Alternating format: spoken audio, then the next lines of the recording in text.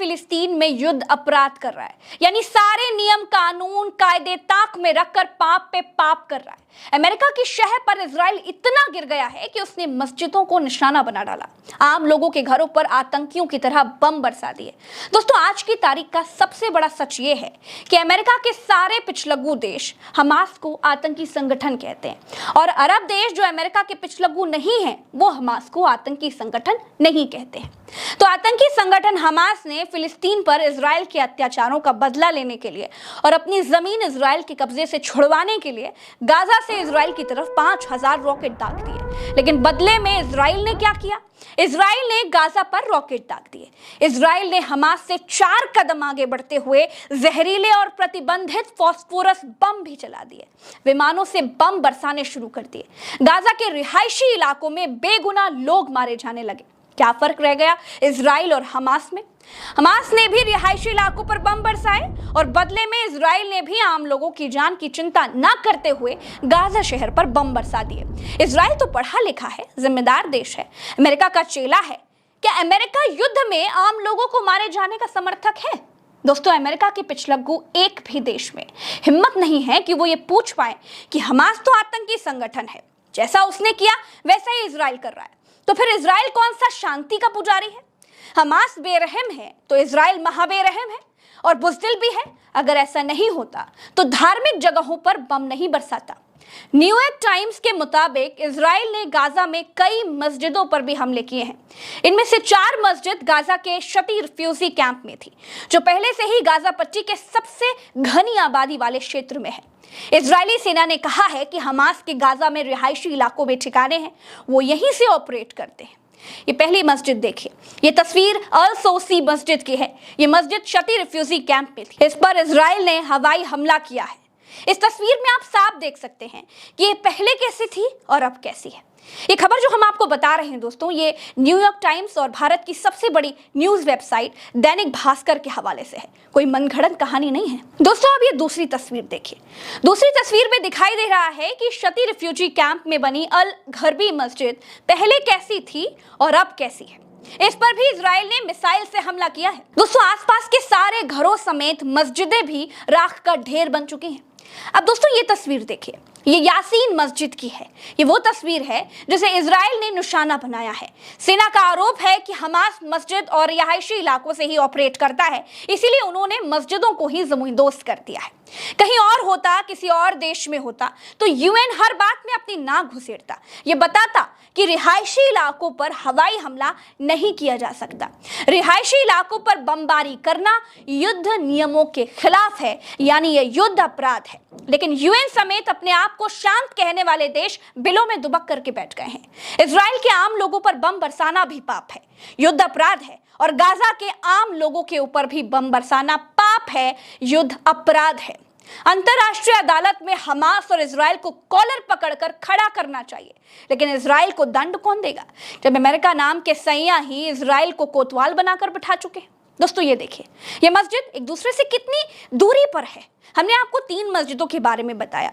चौथी मस्जिद आशा refugee camp से दूर है, जिसका नाम अल यामुर्क मस्जिद है। ये भी बर्बाद हो चुकी है। दोस्तों, फिलिस्तीन और इजराइल के युद्ध के बीच अरब देशों में बहुत बड़ा बदलाव देखने को मिल रहा है। एक दूसरे के कट्टर दुश्मन सऊदी अरब और ईरान के बीच शीर्ष स्तर पर बातचीत हो रही है। सऊदी के क्राउन प्रिंस मोहम्मद बिन सलमान ने ईरान के राष्ट्रपति इब्राहिम रईसी से गाजा पट्टी के हालातों पर फोन पर चर्चा की है। अगर सऊदी, ईरान और इराक फिलिस्तीन को न्याय दिलाने के लिए एक साथ खड़े हो जाते हैं तो अमेरिका को इजराइल से भागना पड़ जाएगा। अभी अमेरिका तो इसलिए निश्चित है क्योंकि जो फिलिस्तीन के पड़ोसी देश हैं उनको अमेरिका और इजराइल ने मिलकर अपने एहसानों के नीचे दबा रखा है। जैसे मिस्र का ही उदाहरण ले लेते हैं। मिस्र इजराइल के बगल में है, लेकिन बहुत कम लोग ये जानते हैं कि मिस्र पहले उन अरब देशों में शामिल था जो इजराइल को अपना दुश्मन मानते थे।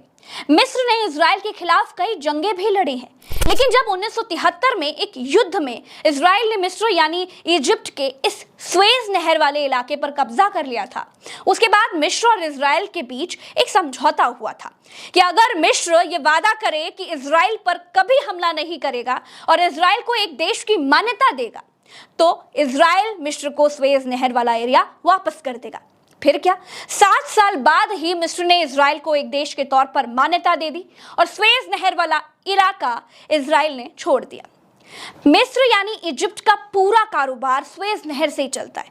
मतलब कि लाल सागर और भूमध्य सागर को जोड़ने के लिए मिस्र ने अकाबा की खाड़ी के पास से एक नहर खोदी है, जिसे होकर के एशिया के सारे जहाज यूरोप और अमेरिका की तरफ जाते हैं।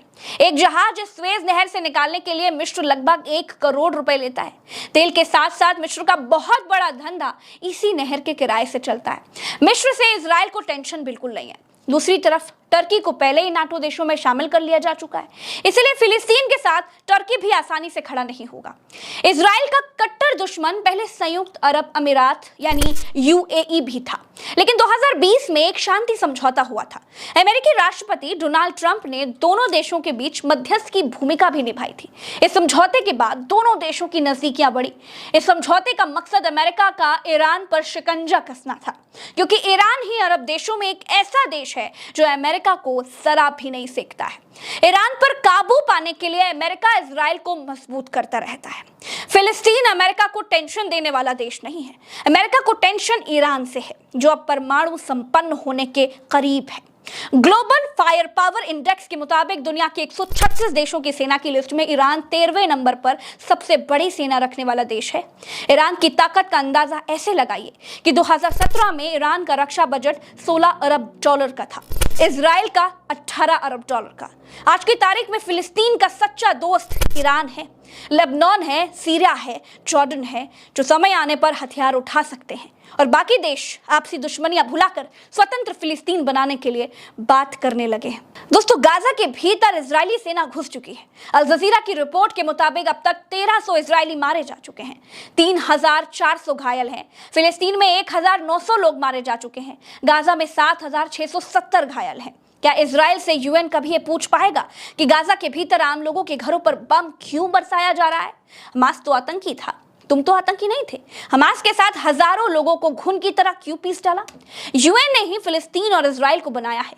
यूएन को पूछना चाहिए कि आपने अरबों की जमीन पर कब्जा क्यों किया, लेकिन यूएन मुंह में दही जमा कर बैठा है। अगले वीडियो में मैं आपको बताऊंगी कि महात्मा गांधी ने यूएन को कैसे लताड़ा था। चैनल को सब्सक्राइब करिए।